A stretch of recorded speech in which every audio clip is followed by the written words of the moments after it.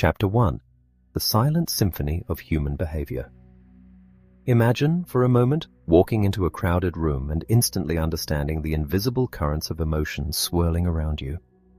Without a single word being spoken, you know who is truly in charge, who is harboring a deep-seated anxiety, and who is experiencing the subtle magnetic pull of attraction. This is not a mystical ability. It is the oldest, most fundamental language on Earth. Long before our ancestors possessed the vocal cords to craft complex sentences, they communicated entirely through the physical form.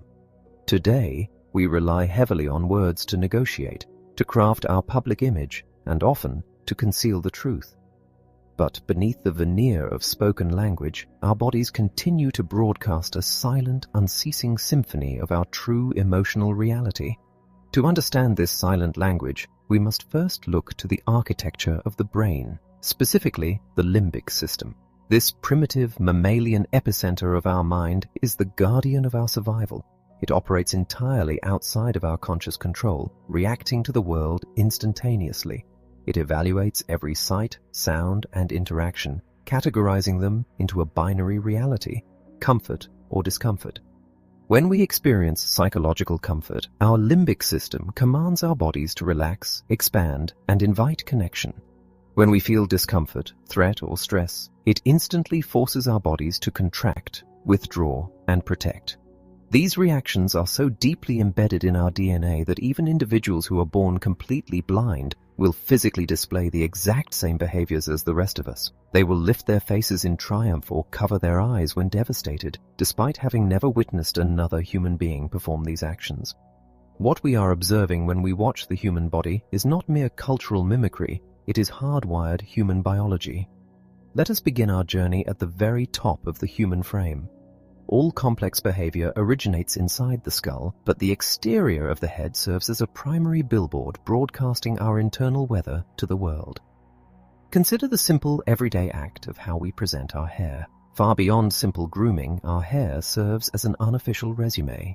Its health and style silently communicate our vitality, our adherence to social norms, or our deliberate rebellion against them.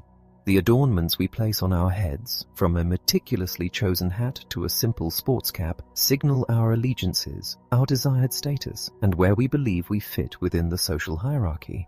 But the hair is not just a static display, it is an active emotional release valve used constantly to manage our psychological state.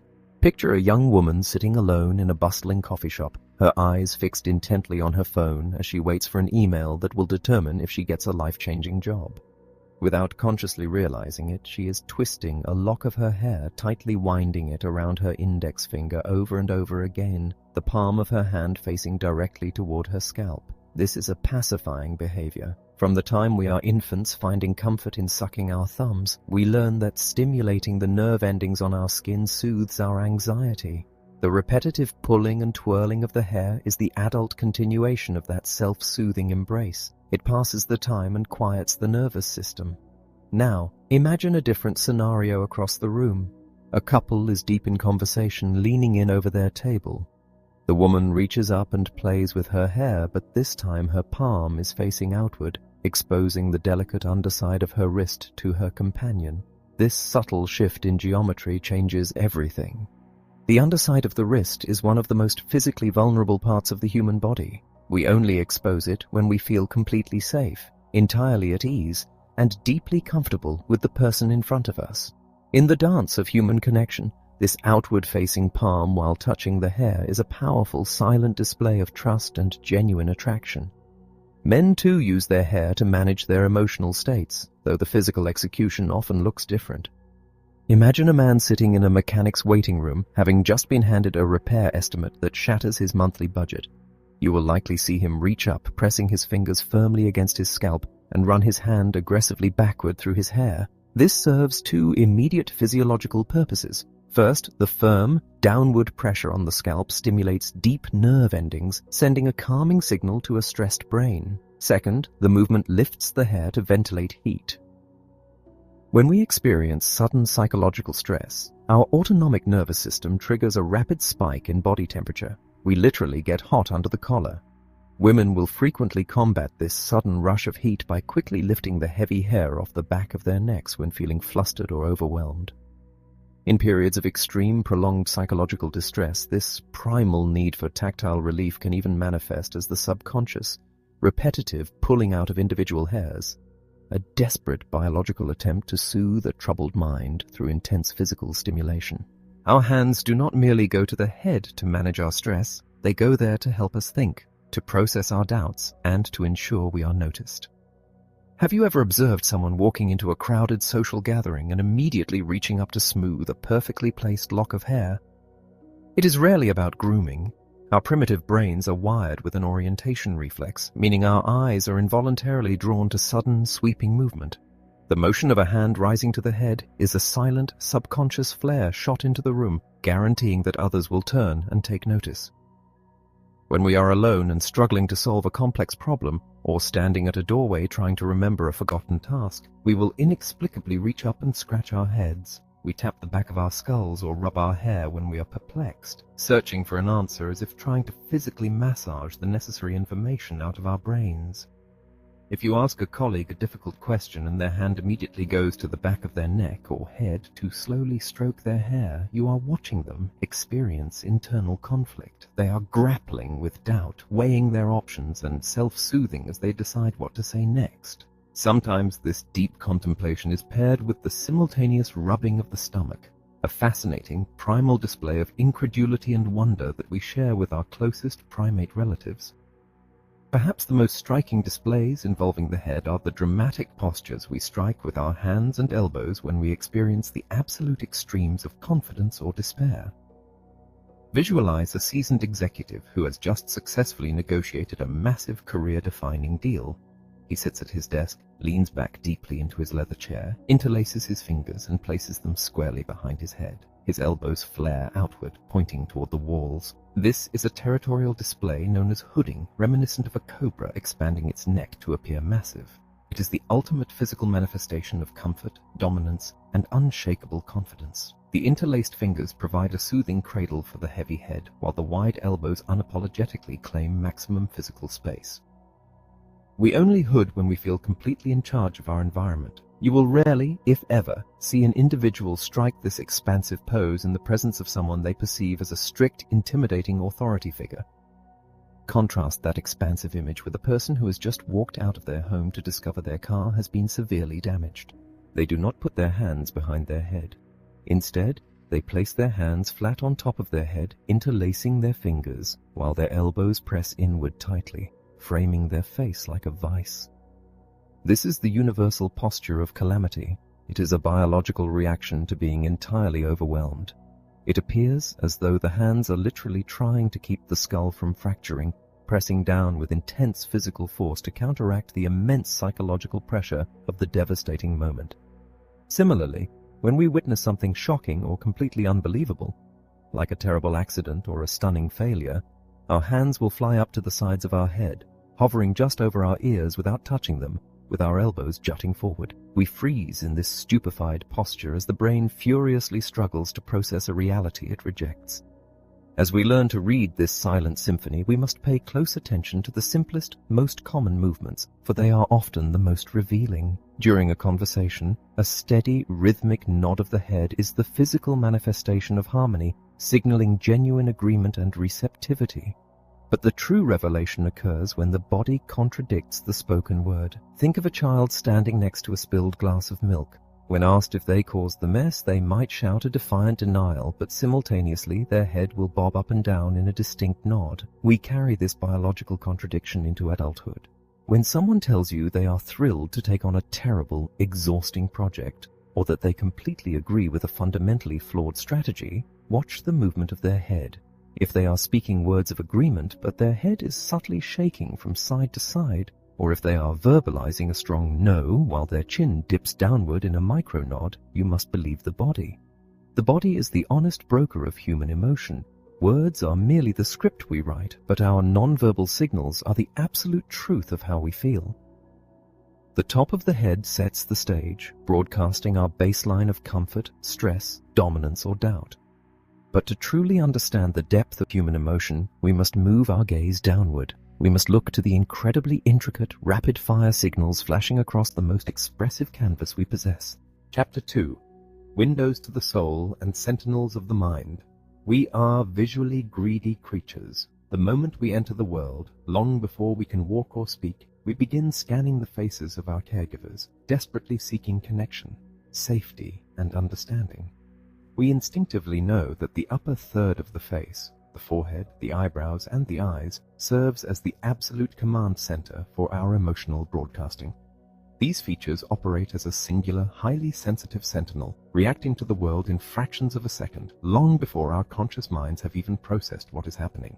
They are the instruments that take the world in, but more importantly, they are the undeniable reflections of our internal reality pushing its way out. Think about the space just above the eyes. For many, the forehead is a smooth canvas in moments of peace, but it is the very first area to sound the alarm when stress arrives. Imagine a dedicated professional sitting across a boardroom table from a deeply demanding client. The professional has practiced a flawless, confident pitch, maintaining a steady voice and a practiced, agreeable posture. But as the client suddenly asks a probing, aggressive question about a perceived flaw in the proposal, something entirely uncontrollable happens. The muscles of the professional's forehead instantly tighten, the skin furrows, drawing the brows slightly together in deep concentration and worry. On a biological level, the brain has just registered a threat, and the tension in those muscles is the physical manifestation of a mind frantically searching for a solution. Let us dive deeper into the physical toll of this hidden stress. When the pressure mounts and the stakes feel impossibly high, the superficial veins near the temples might begin to visibly throb. This is not a metaphor, it is a rapid autonomic nervous system response. The heart pumps faster, preparing the body to fight or flee, even if the battlefield is merely intellectual. To the trained observer, that pulsing vein or a sudden sheen of sweat near the hairline is a blaring siren of anxiety. It reveals the extraordinary effort required to keep a calm facade. It is deeply fascinating that in our modern culture, we often attempt to erase these profound emotional markers. Many individuals turn to cosmetic procedures to smooth out the hard-earned furrows of their foreheads, wishing to project an image of perpetual youth and unwavering calm. But this artificial smoothness comes at a hidden, deeply human cost. We rely on those very wrinkles and tension lines to feel genuine empathy. Babies just a few weeks old instinctively look to the furrows of their parents' foreheads to understand the emotional temperature in the room. When we paralyze those muscles, we literally short-circuit human connection, leaving our loved ones and colleagues subconsciously struggling to decode our true emotional state. Moving just below this canvas, we find the great highlighters of the human face. The eyebrows are remarkably expressive, capable of communicating everything from absolute delight to profound skepticism without a single sound. Consider the incredible power of a simple, rapid movement, the eyebrow flash. Picture yourself walking into a crowded, noisy, and entirely unfamiliar environment. You feel a creeping sense of isolation until your eyes catch a familiar figure across the room. In less than a fifth of a second, your eyebrows shoot upward, and your friend's eyebrows do the exact same. This rapid, gravity-defying arch is a universal declaration of joy and recognition. Positive emotions naturally pull our physical features upward, defying the weight of the world. This simple, silent gesture bridges the distance across a crowded room, instantly making both of you feel valued and seen. It is a tool of immense warmth that you can consciously use every single day, letting the people in your life know that their mere presence brings a spark of happiness to your mind. But the eyebrows are equally adept at broadcasting our deepest doubts. Imagine sitting in a community meeting where someone proposes an initiative that you know is fundamentally flawed.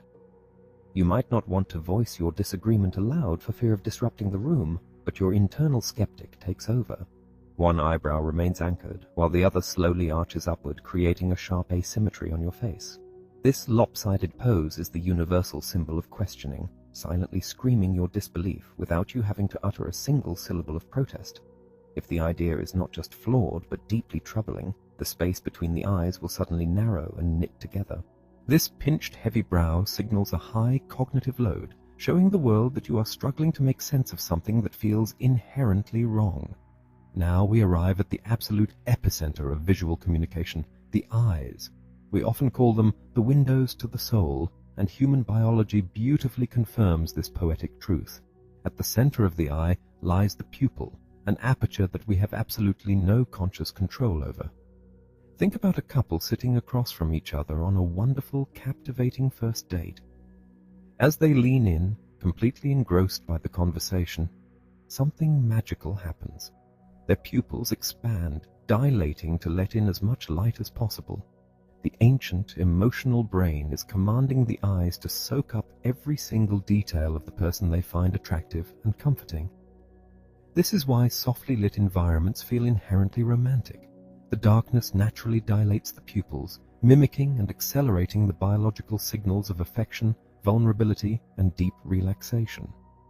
But what happens when that same conversation takes a dark or deeply uncomfortable turn? If an unwelcome or offensive topic is suddenly introduced, the reaction is instantaneous. The pupils immediately constrict, shrinking to tiny, rigid pinpoints. The brain is attempting to sharply focus on a sudden threat, shutting out excess light to achieve laser-like clarity. When you observe this sudden constriction, you are not witnessing an attitude problem. You are witnessing a real-time, undeniable physical reaction to psychological pain or intense disagreement. The soft tissue surrounding the eyes is equally revealing. When we are at peace, the eye sockets and the delicate skin beneath them are relaxed and fluid, inviting others in. But the moment fear or anxiety strikes, these areas become incredibly tense. Imagine a person realizing they have just made a catastrophic financial error. Their eyes will widen in stiff, unnatural panic, and the tiny muscles directly under the eye, resting just above the cheekbone, might even begin to involuntarily quiver or twitch. This subtle, rapid fluttering is the physical manifestation of a completely overloaded nervous system, a body vibrating with the shock of a sudden negative realization. To truly understand the eyes, we must also unlearn the great myths surrounding how we look at the world, specifically concerning the idea of deception. For generations, people have falsely believed that a person who avoids eye contact, blinks rapidly, or looks away to the side is harboring a malicious lie. This is a tragic misunderstanding of the human mind. Imagine a completely honest individual recounting a complex or deeply painful memory. As they search the vast archives of their mind for the exact details, they will naturally look away, gazing upward at the ceiling or off into the middle distance. They are doing this to reduce the immense cognitive overload of staring into another human face so they can fully access their own memory banks. Furthermore, rapid blinking is merely a biological sign of stress, anxiety, or even simple environmental factors, not inherent guilt. Even the most honest, deeply moral person in the world will blink furiously when subjected to a hostile, aggressive confrontation. To mistake the natural search for a memory or the biological relief of stress for deception is to misread the fundamental language of the body. Finally, we must recognize the profound protective power of eye blocking. When we hear truly devastating news or witness an unspeakable tragedy, our hands instinctively fly to our eyes, covering them completely. It is a primal, evolutionary reflex. The brain is so completely overwhelmed by the emotional pain of the moment that it orders the body to literally shut out the light, attempting to block the terrifying reality of the outside world from entering the mind. Even children who are born completely without sight will cover their eyes when they hear a terrifying noise or a harsh reprimand. It is a poignant, beautiful reminder that our visual system is deeply, inextricably intertwined with our emotional survival. The upper face, the forehead that furrows with the weight of our relentless worries, the eyebrows that dance with our sudden joys, and the eyes that widen in wonder or squeeze shut in profound despair, is a masterpiece of evolutionary engineering. It is a constantly shifting landscape of human truth. But the story of our silent language does not end there. As we move down the face, we encounter a whole new set of physical barometers, subtle and exquisite instruments that reveal exactly how we cope when the pressure of the world begins to mount. Chapter 3. The Subtle Barometers of Discomfort. When we look at another human being, our gaze is naturally drawn to the vibrant expressiveness of the eyes or the captivating movements of the mouth. But nestled between these dominant features lies a landscape of subtle, highly reactive barometers that silently measure our deepest discomforts, our hidden judgments, and our rising tensions. The ears, The nose, the cheeks, and the jaw are the unsung heroes of our nonverbal symphony. They do not merely support the architecture of the face, they are constantly shifting, pulsing, and reacting to the invisible pressures of our daily lives. To ignore them is to miss the whispers of the mind before they become shouts. Consider the nose. It is our primal sentry, historically tasked with keeping us alive by detecting putrefied food or invisible dangers in the air. When we encounter a foul odor, the muscles surrounding the nose, specifically the nasalis, contract instantly, pulling the skin upward into a distinct wrinkle. Babies do this long before they can articulate what they dislike. But here is the profound beauty of human biology. This survival mechanism has evolved to reflect moral and social disgust as well. Imagine you are sitting in a high-stakes meeting, and a colleague proposes a strategy that is not only flawed but fundamentally unethical. Without a single word being spoken, your nose will likely wrinkle upward in the exact same manner as if you had just smelled spoiled milk. Your body is silently screaming its distaste, reacting to a foul idea with the same visceral intensity as a physical threat. In moments of sudden, paralyzing shock, this central feature is guarded completely. Picture someone receiving a devastating phone call, the kind of news that drops the floor out from under them. Almost universally, their hands will fly up to cover their nose and mouth. This is not a learned behavior, it is an ancient evolutionary echo. When our ancestors were hunted by apex predators, the absolute need for silence meant muffling the sound of their own terrified breathing. Today, when tragedy strikes, we subconsciously recreate that exact same protective seal. Conversely, when we are preparing to confront a challenge, our noses signal our readiness. Watch two people in a heated argument right before it escalates. You will see their nostrils flare widely. The brain is commanding the lungs to draw in massive amounts of oxygen, flooding the muscles with energy, preparing the body to either fight fiercely or flee instantly. When the immediate threat is not physical but psychological, the tension moves into the cheeks, seeking a release valve. Imagine a devoted sports fan sitting in the stands, watching their beloved team lose in the final, agonizing seconds of a championship game. You will often see them press their fingers deeply into their own cheeks, leaving visible dents in the skin, or drag their hands heavily down their face. This intense tactile pressure serves a vital purpose. The face is a densely woven tapestry of nerve endings. By applying firm pressure or dragging the hands downward, we send a barrage of soothing signals directly to the brain, attempting to pacify an overwhelmed emotional system. On a quieter scale, when someone is wrestling with a difficult decision or feeling the creeping weight of boredom, they might puff out their cheeks with a slow exhale or gently strum their fingers against their jawline, creating a rhythmic, physical distraction from their internal unease. Below the cheeks lies the jaw, the heavy anchor of the face and the physical cage that holds back our unspoken words. When we are angry, defiant, or feeling profoundly threatened, the jaw absorbs the impact. Think of a dedicated employee sitting through an unfair, harshly critical performance review. Professionalism dictates that they remain seated and silent, but the body refuses to lie.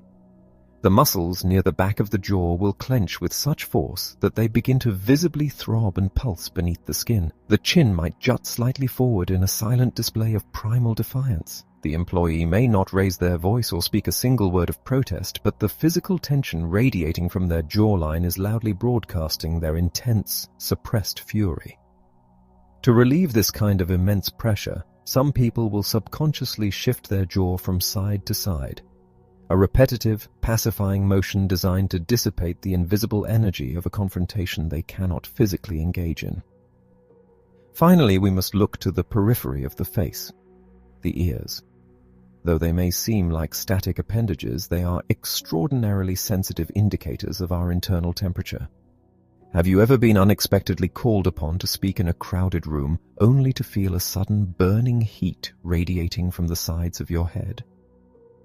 This autonomic flush, painting the skin of the ear in shades of crimson, is entirely beyond our conscious control. It betrays our sudden embarrassment, our spiked anxiety, or a flash of hot anger. But the ears offer comfort too.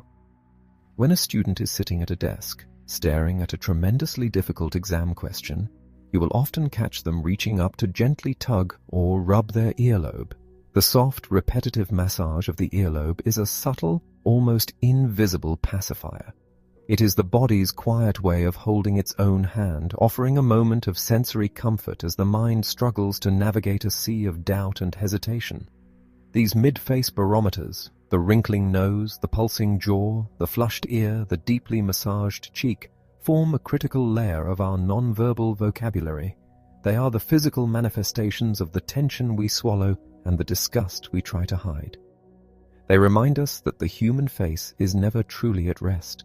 It is constantly working to process the world, to soothe the spirit, and to silently declare our boundaries.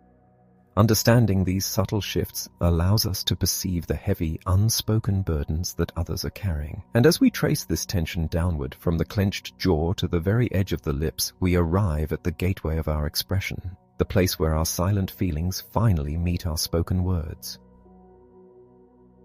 Chapter 4. The Architecture of the Smile and the Silent Scream. We now arrive at the gateway where our rich internal life physically meets the external world. The lower face, comprising the mouth, the lips, and the chin, is a marvel of biological engineering. This is the region we rely on to articulate our most complex thoughts and declare our deepest loves. Yet, long before we form a single syllable, and long after our words have faded into the air, this area is already speaking volumes. It is the architecture of our joy, the physical barrier of our restraint, and the crumbling foundation of our grief. To observe the lower face is to watch a human being continuously negotiate the heavy space between what they are desperately feeling and what they are actually willing to say. Consider the remarkable sensitivity of the human lips. Rich in nerve endings, they are exquisitely attuned to our shifting emotional states. When we are deeply relaxed and content, blood flows freely into the lips, making them appear full and pliable. But the moment stress enters our environment, the body initiates a quiet, invisible withdrawal.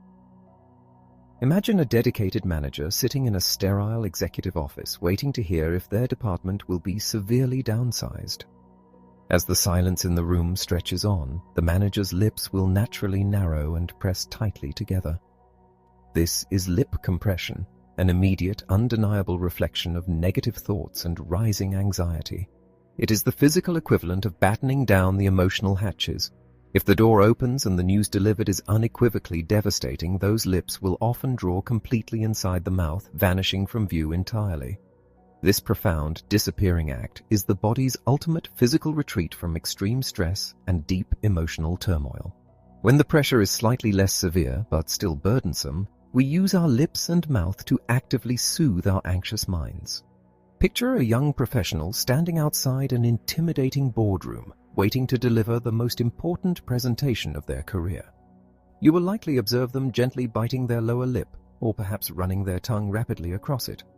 We do this because, as adults, society no longer permits us to suck our thumbs for comfort. Instead, we stimulate the exact same soothing nerve endings by biting or licking our lips, desperately attempting to pacify a racing nervous system. If someone strongly disagrees with the point being made but feels they cannot verbally interject, they will often purse their lips, pinching them tightly and pushing them slightly outward. This silent physical roadblock demonstrates that the mind is fundamentally rejecting what the ears are hearing. The mouth is also our body's primary exhaust valve for sudden, intense psychological pressure. Think of driving home on a rain-slicked highway. A car suddenly swerves into your lane, forcing you to slam on the brakes. You skid, the tires screech, and you miss a horrific collision by mere inches. When the immediate danger passes, what is the very first physical action you take? You puff out your cheeks, tighten your lips, and release a massive, highly audible exhale. This is a cathartic release. It is a biological reset switch that literally blows off the sudden, overwhelming buildup of adrenaline and intense psychological stress. Conversely, when we witness something suddenly frightening or realize we have just made a terrible, painful mistake, we will quickly suck air in through the corners of our mouth, restricting our lips while making a sharp, hissing sound. It is the universal, involuntary gasp of human vulnerability. And when we successfully navigate a tricky situation or realize we just got away with a minor transgression, the tongue will playfully dart out between the teeth. a universal, subconscious sign of a dodged bullet. Amidst all this stress and tension, the lower face also holds our most powerful tool for connection, the smile. A true, genuine smile is a radiant event that transforms the entire face, engaging not just the mouth, but the delicate, complex muscles surrounding the eyes. This authentic display relaxes the facial features and serves as an instant, powerful magnet for human warmth and social harmony. But because we are deeply social creatures trying to navigate a complex world, we frequently rely on the false smile. Think of a retail worker dealing with an impossibly rude customer. They will stretch their mouth into a polite, rigid curve, but the smile never reaches the upper face. It is a tool of perception management, an asymmetrical contrived shield used to project peace when the internal reality is one of profound frustration. Anchoring all of this expression is the chin. It is the physical foundation of our self-esteem and our courage. When we feel deeply confident, proud, and in control of our destiny, we naturally hold our chins high. We face the world with our heads lifted, silently projecting authority and self-assurance. But the moment we are stripped of that confidence, the architecture crumbles. When a person is suddenly confronted with an accusation or receives deeply disheartening news, the chin instinctively drops toward the chest. In moments of intense insecurity or fear, we will withdraw the chin downward, tucking it as close to the neck as possible. This is a raw biological instinct designed to protect our most vulnerable physical area, the throat, from an invisible threat. There is perhaps no more poignant nonverbal display than watching a stoic individual attempt to hold back a rising tide of grief. Long before the eyes brim with tears, the foundation of the face betrays the truth.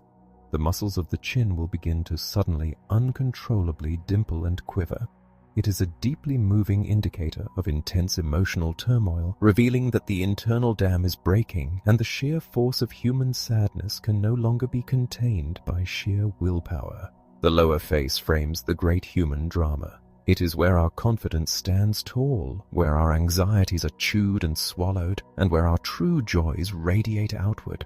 Understanding this dynamic landscape allows us to look past the carefully rehearsed words people offer us, granting us access to the quiet, fragile, and beautiful realities living just beneath their skin. But to fully grasp the depth of our vulnerabilities, we must move downward, tracing the path from the trembling chin to the most biologically critical and emotionally guarded pillar of the human body. Chapter 5. The Canvas of Emotion and the Pillar of Vulnerability. We have explored the intricate, rapid-fire signals of our individual facial features, the furrowed brow, the dilating pupil, the compressed lip. But the human face rarely acts as a collection of isolated parts. It is a magnificent, unified canvas. From the moment we are born, we scan the faces of those around us, toggling our gaze between the eyes and the mouth in a desperate, deeply instinctual search for meaning, connection, and safety. To view the face as a whole is to witness the ultimate battleground between the emotions we wish to project and the messy, authentic feelings struggling to break free. One of the most profound phenomena you will ever witness is facial incongruence. Imagine you are attending a celebratory dinner hosted by a dear friend. On the surface, the event is joyous. Your host is moving through the room, offering warm greetings and thanking everyone for coming. They are saying all the right words. But as you watch their face closely, something feels profoundly off. While their mouth forms the shape of a smile, the muscles around their eyes remain rigidly tense. The overall structure of their face looks stiff, exhausted, and burdened. This is the moment the mask slips. We are socially conditioned to speak politely, to utter the required pleasantries even when our internal world is collapsing. But the face cannot effortlessly sustain a lie. When you observe a jarring disconnect between the cheerful words a person is speaking and the heavy, tense reality of their facial canvas, you must trust the canvas. It is quietly begging for empathy, signaling that the person is silently enduring a private storm. Equally fascinating is the face's ability to display two entirely different emotions at the exact same time, a biological quirk known as emotional asymmetry. Because the human brain processes emotions in complex, overlapping ways, our true feelings often leak out on just one side of our face. Picture a seasoned negotiator listening to a counteroffer that they find completely insulting. They may attempt to keep their face entirely neutral, projecting a poker face of calm deliberation. Yet if you look closely, one side of their mouth might pull slightly upward and inward into a tight, half-hidden smirk, while the other side remains perfectly flat. The face is literally divided, half attempting to maintain a professional facade, while the other half betrays a sharp flash of contempt. When you see this lopsided tension, you are catching a raw glimpse of their internal conflict before they manage to smooth it away. Sometimes the most revealing nonverbal signal is not a subtle twitch, but an overwhelming desire to hide the canvas entirely. When a human being experiences sudden, profound shame, or is forced to confront a deeply embarrassing truth, their hands will often fly up to cover their face. Imagine a young athlete who has just made a catastrophic, game-losing error in front of a massive crowd. They drop to the bench, place their elbows on their knees, and bury their entire face in their hands. They are not merely resting, they are utilizing a physical shield. The emotional weight of the moment is so intensely painful that they are attempting to build a barrier between themselves and the judgmental eyes of the world. Even in less dramatic settings, like a tense business negotiation, a person who feels entirely outmaneuvered might lean on their elbows and obscure their mouth and nose with their clasped hands, speaking from behind a cage of fingers. It is a subconscious retreat, a desperate attempt to insulate themselves from a reality they cannot control. As we trace the tension downward from the chin, we arrive at the critical pillar that supports this emotional canvas, the neck. The neck is the ultimate intersection of human vulnerability and vitality. It houses our airway, our vocal cords, the heavy arteries feeding the brain, and the delicate spinal cord. In the brutal, ancient world of our ancestors, the neck was the primary target for any large predator. To survive, we evolved a deeply ingrained, lightning-fast instinct to protect this space the very moment we feel threatened. Today, we rarely face the threat of a stalking lion, but our biology reacts exactly the same way to a toxic boss, a terrifying financial notice, or an intimidating social encounter. Watch what happens when a person is suddenly asked a question that deeply unnerves them, or when they feel their integrity is being challenged. A woman might instinctively reach up with the delicate tips of her fingers to lightly touch the small indentation at the base of her throat, known as the suprasternal notch. A man might reach for the exact same area, but instead use a full, heavy hand to grasp his own throat, adjust his tie knot aggressively, or pull at his shirt collar. Though the gestures look slightly different, the underlying human truth is identical. They are covering the most vulnerable physical point on their body because they feel entirely exposed and psychologically threatened. The person adjusting their tie is not trying to look neater. They are throwing up a biological shield. The person pulling at their collar is not just uncomfortable in their clothing. They are attempting to physically ventilate the sudden, hot rush of blood that autonomic stress has just pumped into their skin. But the neck is not only a site of protection, it is a profound center of self-soothing. Imagine a father sitting in a sterile hospital waiting room, waiting for an update on his sick child. He is terrified. You will likely see him reach a hand to the side of his neck right over his pulse point and begin to slowly, rhythmically massage the skin. To the untrained eye, this looks like a simple gesture of fatigue, but beneath the skin, a miracle of human biology is occurring. He is massaging the vagus nerve, a massive neural highway that connects the brain to the heart.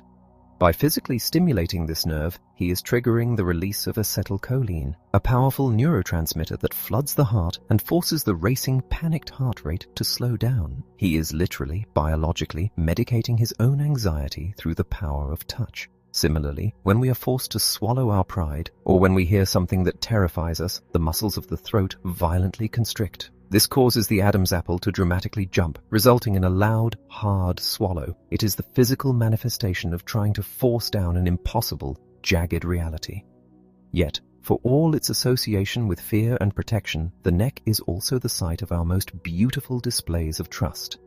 Because it is our most vulnerable area, willfully exposing it is the ultimate non-verbal declaration of psychological comfort. Think of a mother gazing down at her newborn baby, or two people deeply in love sitting across from each other at a quiet cafe. As they listen and connect, their heads will naturally, gracefully tilt to the side. This slight canting of the head leaves the side of the neck entirely exposed. It is a deeply primal, disarming behavior that silently says, I feel so completely safe in your presence that I do not need my armor. I am open to you. It is the very opposite of the rigid, stiff-necked posture we adopt when we are hyper-vigilant and afraid. The face and the neck operate together as a magnificent fluid instrument. They show the world our polished masks, and they betray the cracks where our fears, our contempt, and our desperate need for comfort shine through. To understand this region is to realize how incredibly hard we work to protect ourselves, and how beautiful it is when we finally feel safe enough to let our guard down. But the story of our physical language continues. As we move down from the vulnerable pillar of the neck, we encounter the broad, heavy architecture of the body, the place where we carry the weight of the world and where we build the shields that keep us safe. Chapter 6. The Weight of the World and the Shields We Carry. When we speak of enduring life's profound hardships, we often use the metaphor of carrying the weight of the world on our shoulders. This deeply ingrained human phrasing is not an accident.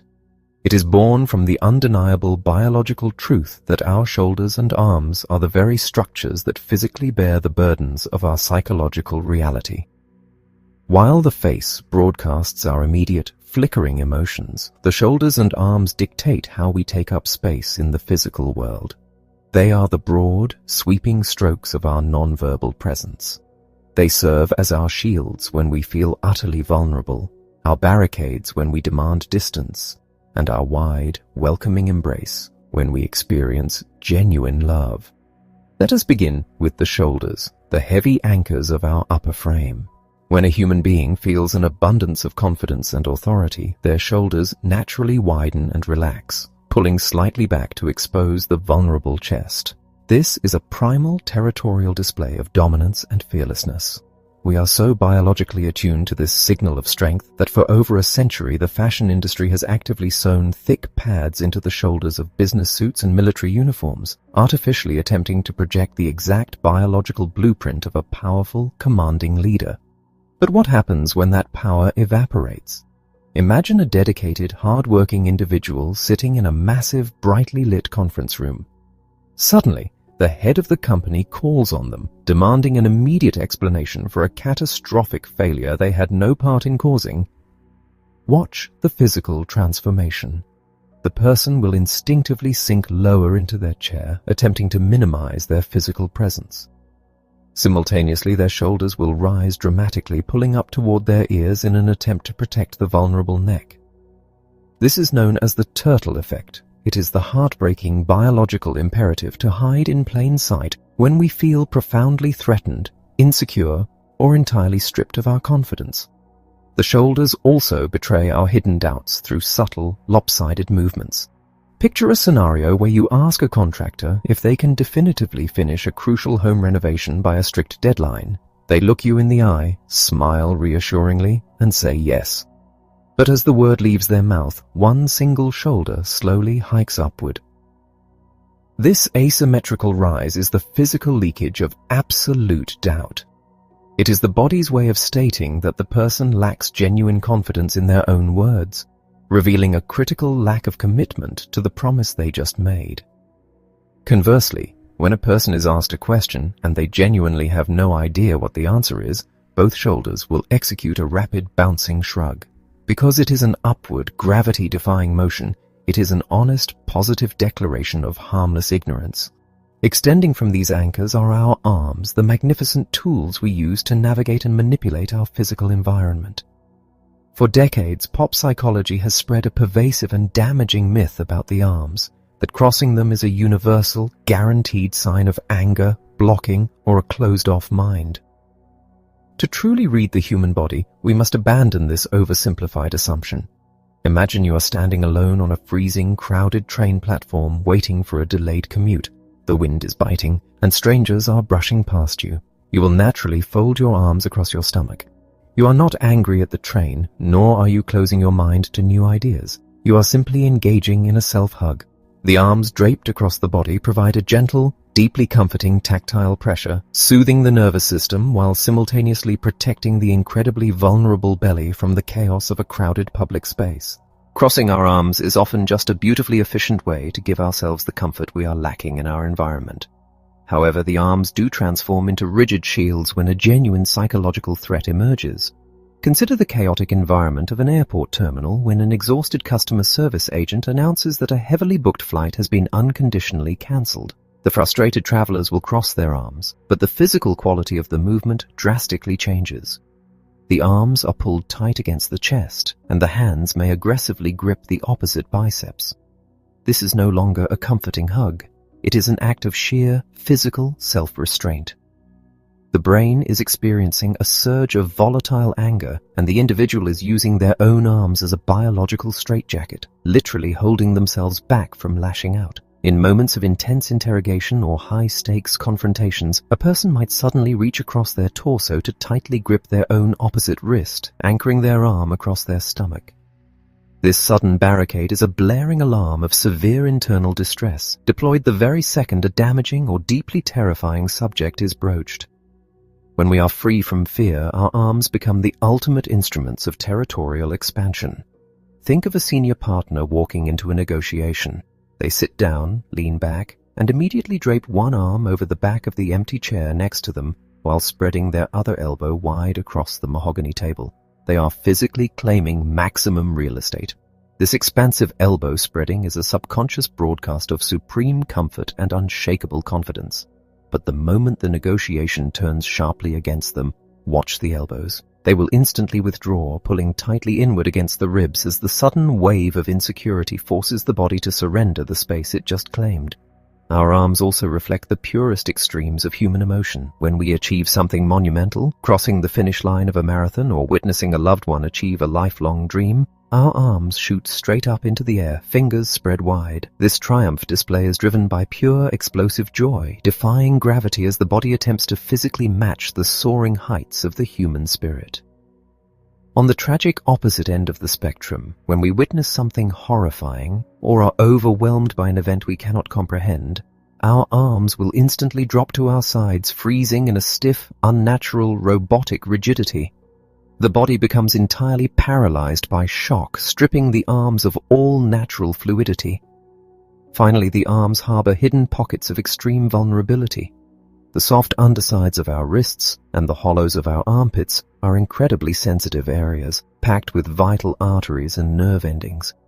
Because of our ancient survival instincts, we aggressively guard these areas from strangers and perceived enemies.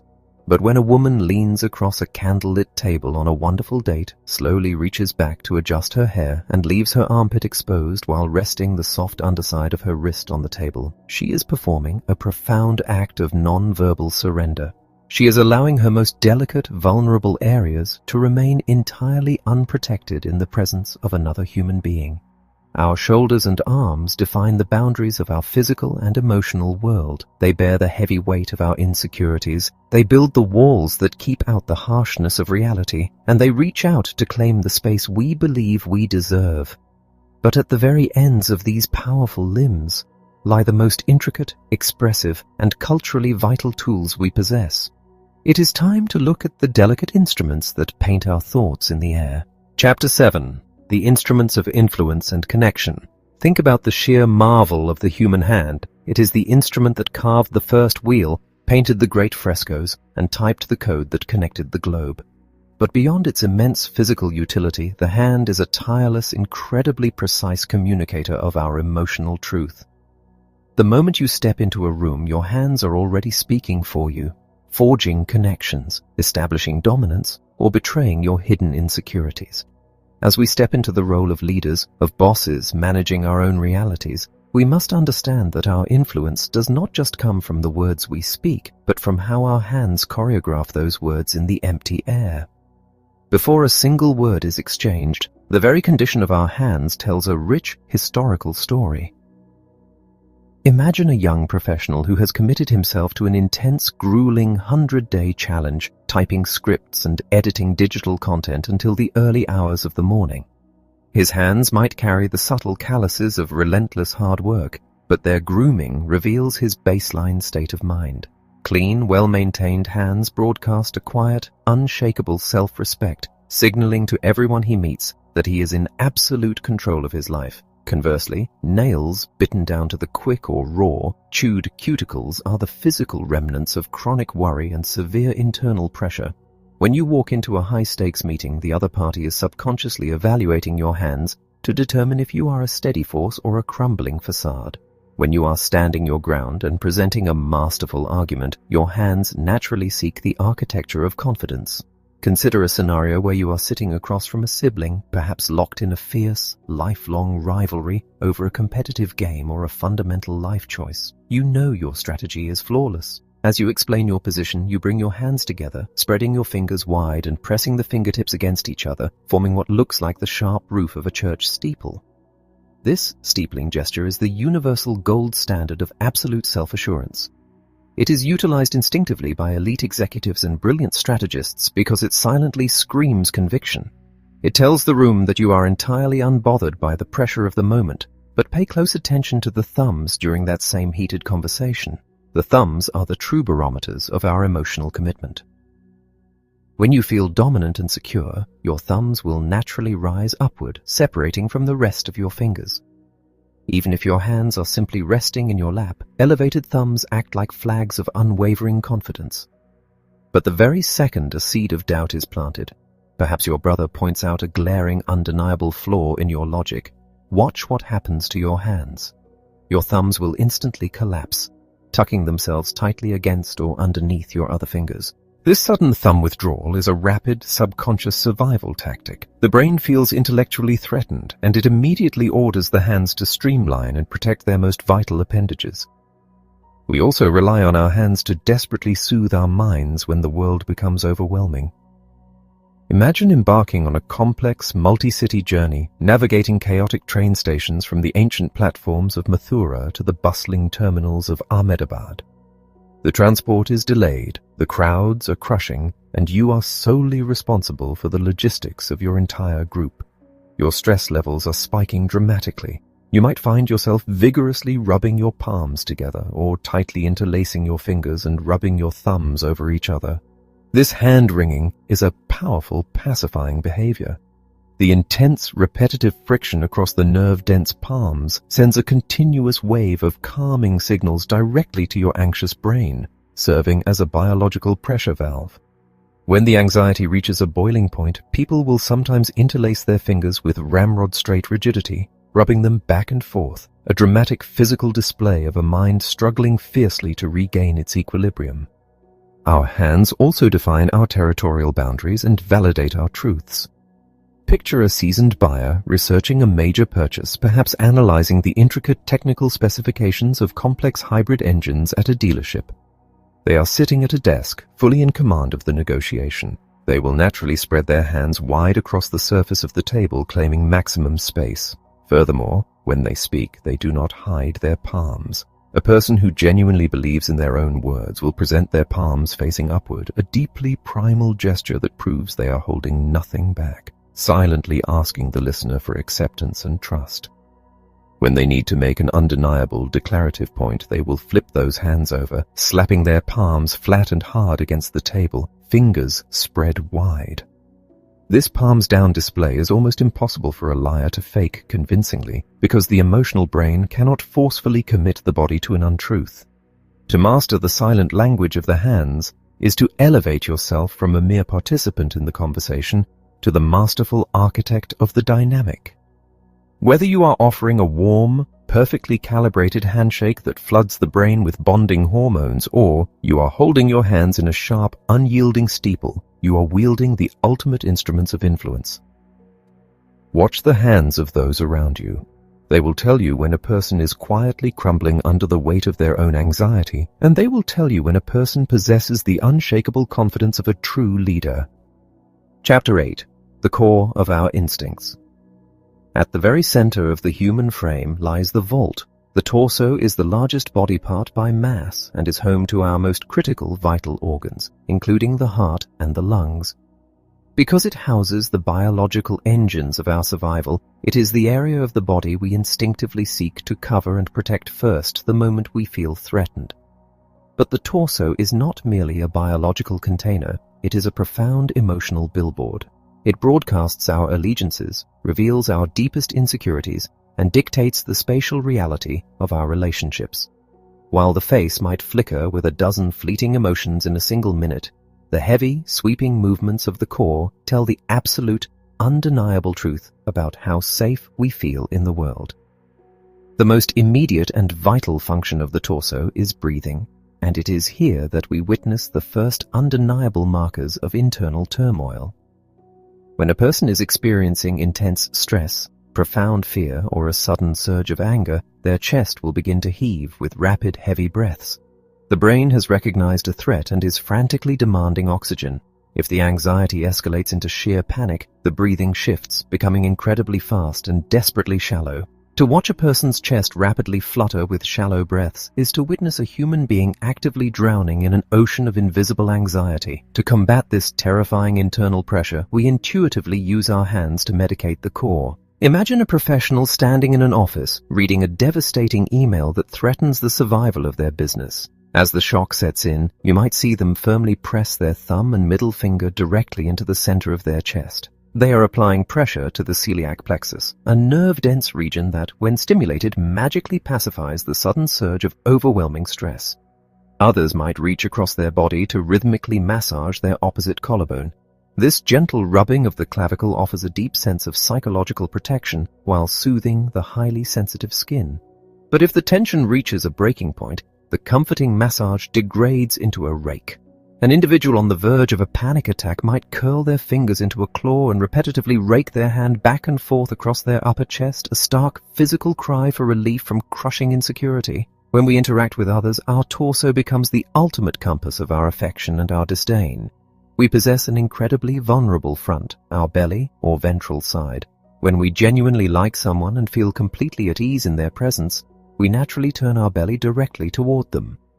This is known as ventral fronting. Picture a close-knit group of 4 friends scattered across distant cities like Ajmer and Jodhpur, finally reuniting around a dinner table after months of complex travel planning. As the evening flows with laughter and deep connection, their torsos will face the center of the table, entirely exposed to one another. You will also see their postures begin to echo each other, a phenomenon called isopraxis. If one friend leans forward, the others will instinctively do the same, creating a beautiful, silent physical harmony that validates their deep social bond. But watch what happens the moment harmony fractures.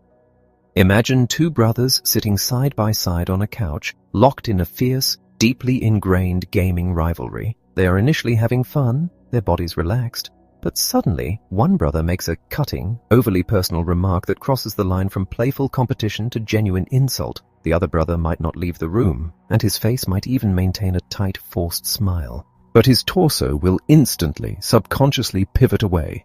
This is ventral denial.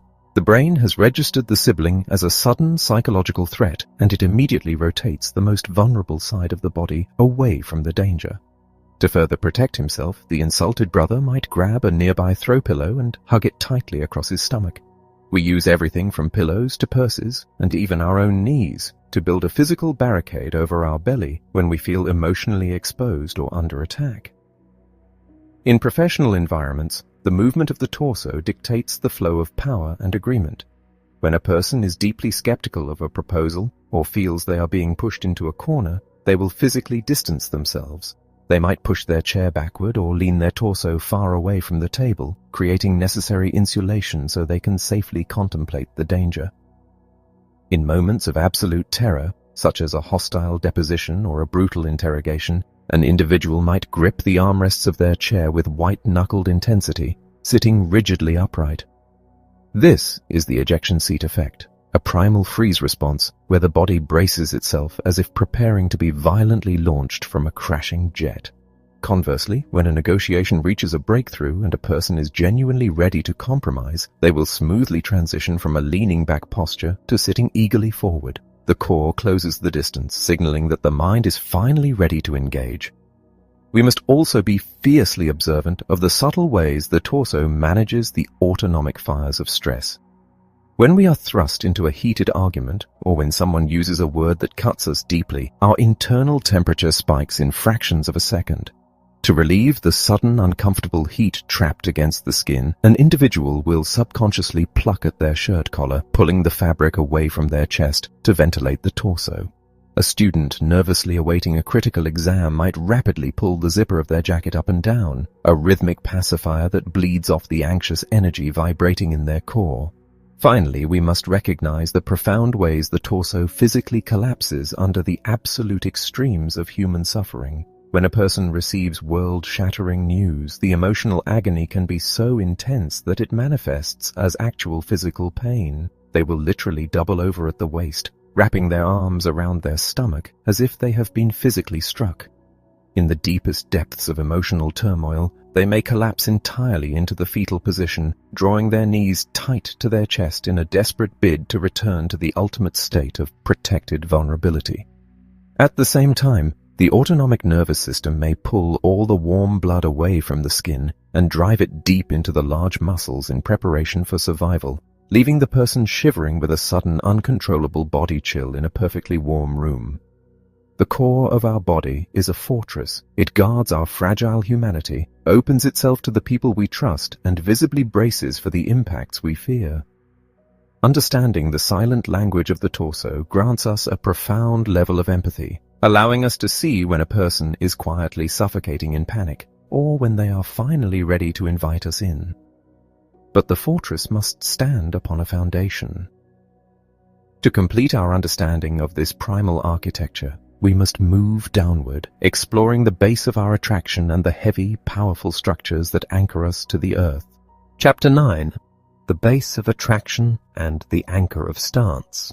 We have traveled from the intricate expressions of the face, down the vulnerable pillar of the neck, and through the heavy protective architecture of the shoulders and torso. We must now turn our attention to the physical center of gravity. The hips, the pelvis, and the base of the torso represent the evolutionary fulcrum of the human body. This region allows us to stand upright, to run with incredible endurance, and to balance the heavy weight of our frame. But far beyond simple locomotion, this is the profound biological cradle of life. It is inherently tied to our reproductive biology, our most primal survival instincts, and our deep-seated need to claim territory in a crowded world. When we look to the base of the body, we are observing the unspoken negotiations of attraction, dominance, and hidden anxiety. The human form has been celebrated in sculpture and art for millennia for its graceful curvature, and there is a deeply biological reason for this fascination. The hips are our primary instruments of courtship and vitality. When we wish to be noticed in a romantic or social setting, we rarely stand rigidly straight with our weight evenly distributed. Instead, we naturally shift our balance onto one leg, allowing the opposite hip to jut outward.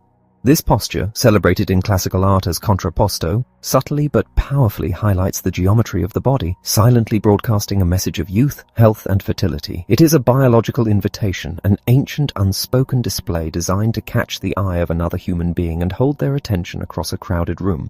The hips and the area between them are also utilized to project unyielding authority and absolute dominance.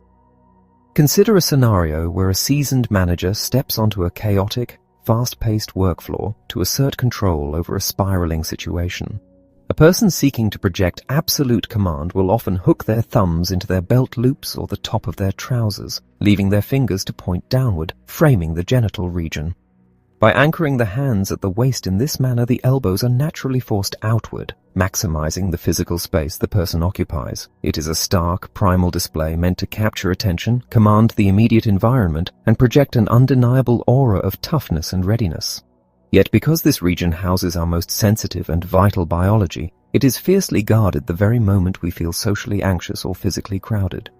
Imagine stepping into a small elevator in a towering office building. The doors open and you are forced to squeeze into a space that is already uncomfortably full of strangers. You are standing shoulder to shoulder, your intimate personal space completely violated.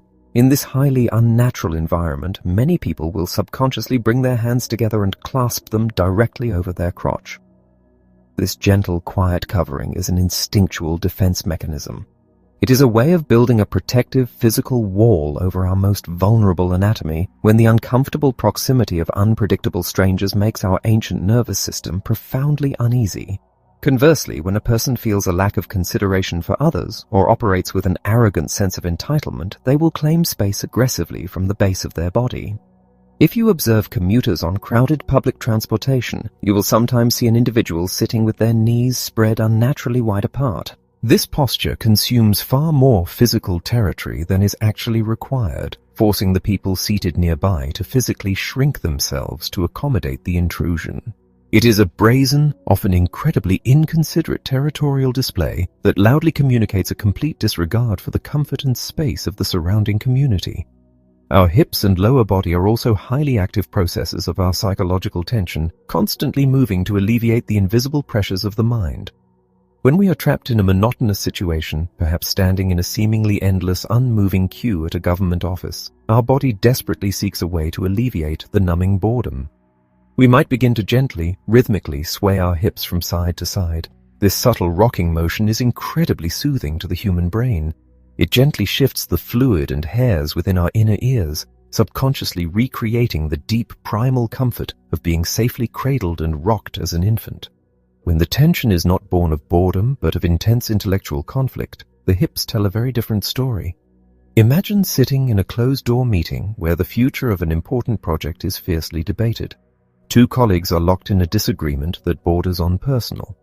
As the rhetoric sharpens, you will notice one of them begin to continuously shift their hips, swiveling and adjusting their weight in their chair over and over again.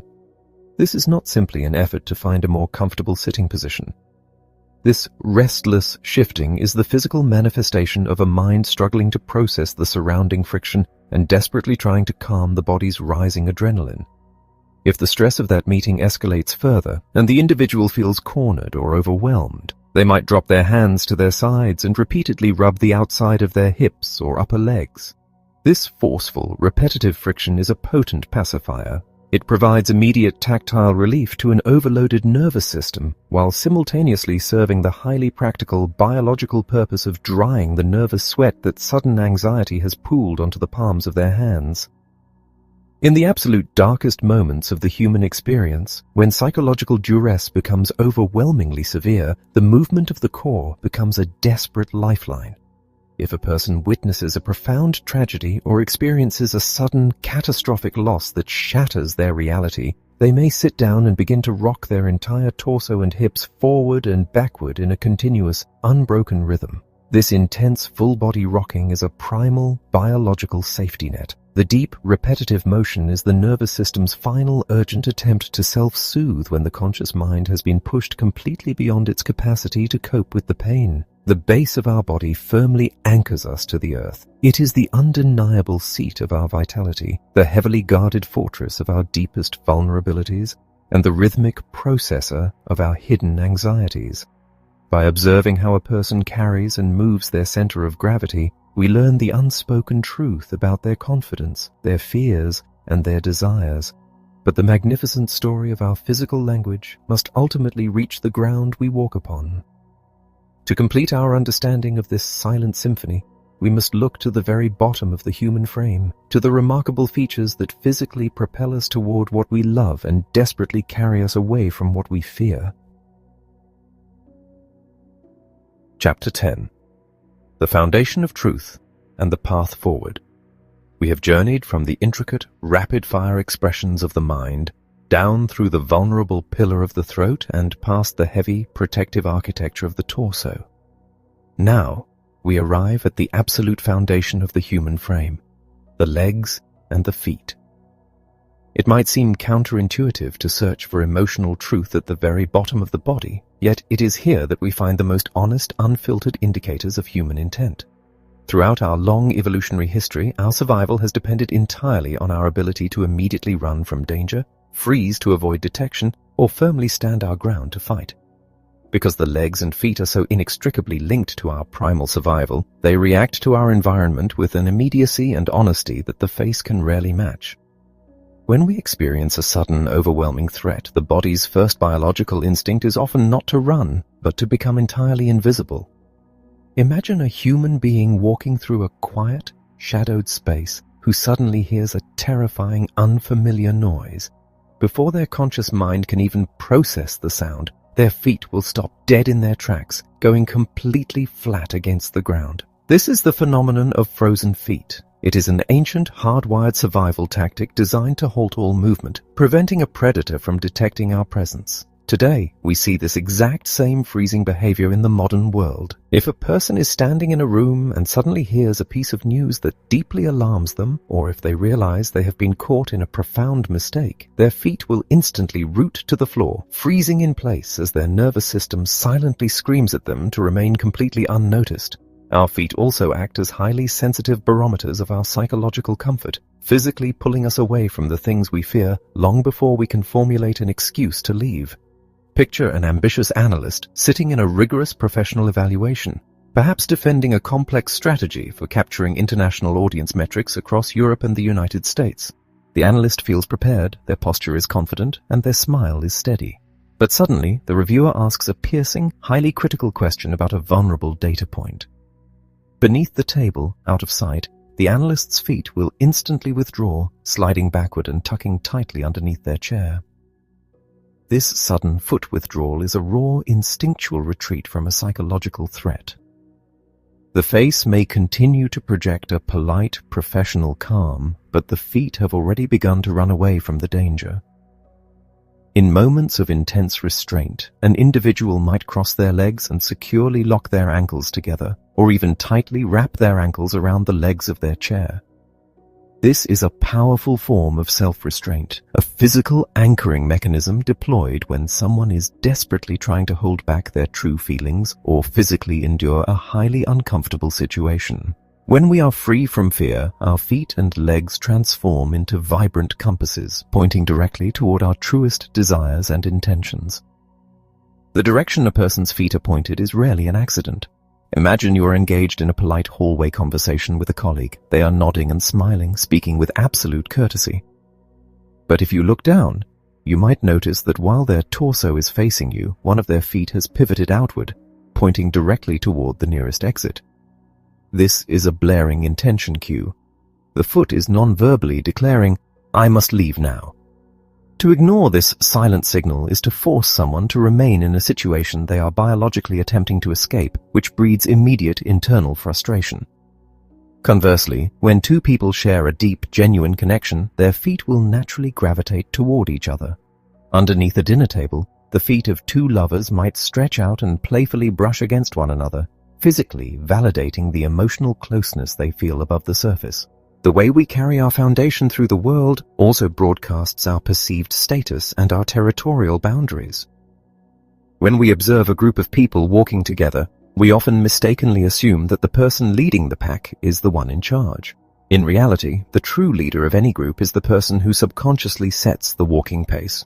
Whether they are in the front, the middle, or trailing in the back, the entire group will naturally speed up or slow down to match the cadence of the most socially dominant individual. When we stand still, the width of our stance declares our confidence to the world. A person standing with their feet planted wide apart is executing a powerful territorial display, claiming maximum physical space and projecting an aura of unshakable authority. But the moment that same person begins to feel insecure or deeply humbled, their stance will narrow, their legs coming close together as they subconsciously surrender their claim on the environment. Yet, for all their association with defense and territory, the legs and feet are also capable of expressing the purest, most unadulterated joy. When we experience an emotional high, perhaps receiving the news that a massive, life-changing project has finally been approved, our positive emotions drive our bodies to defy gravity.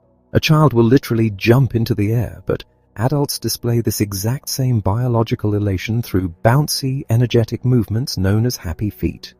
An adult sitting at a desk might suppress their smile to maintain a professional demeanor, but beneath the desk, their toes are wiggling furiously or their heels are rapidly bouncing up and down with uncontrollable excitement. If you encounter a dear friend on the street, you might notice the toes of one of their feet pointing sharply upward toward the sky, while their heel remains planted. This gravity-defying tilt is a beautiful, involuntary physical manifestation of the genuine happiness they feel in your presence. To observe the legs and the feet is to understand the unspoken truth of where a human being truly stands, where they desperately want to go, and what they are furiously trying to escape. They are the honest anchors of our emotional reality. We have now traveled the entire length of the human frame, decoding the silent symphony that plays continuously around us every single day. But to master this language is not simply an exercise in gathering hidden information or gaining a tactical advantage over others. To truly understand the silent language of the body is to cultivate profound empathy. We live in a world that is becoming increasingly digitized and painfully depersonalized. We hide behind screens, carefully curating our spoken words and text messages, desperately trying to project strength while quietly suffocating under the weight of our own unseen anxieties. When you learn to read the subtle tension in a colleague's jaw, the sudden pacifying stroke of a friend's neck, or the heavy, defeated slump of a loved one's shoulders, you are no longer just listening to what they are willing to say. You are finally hearing what they are unable to articulate. You realize that the person acting defensively is not arrogant, but deeply afraid. You recognize that the individual speeding through their presentation is not rushed, but drowning in insecurity. You begin to see the fragile, beautiful, deeply human reality living just beneath the surface of everyone you meet. Ultimately, we are all in the people business. True leadership, deep connection, and genuine love all require us to listen on two distinct channels: the words that are spoken and the physical truths that are silently screamed. By observing without judgment, by validating the hidden emotions we see, and by responding with authentic care, we bridge the gap between our isolated minds. We learn to meet people not where they pretend to be, but exactly where they are, and in doing so, we master the greatest, most essential language of all, the language of profound, unspoken human connection.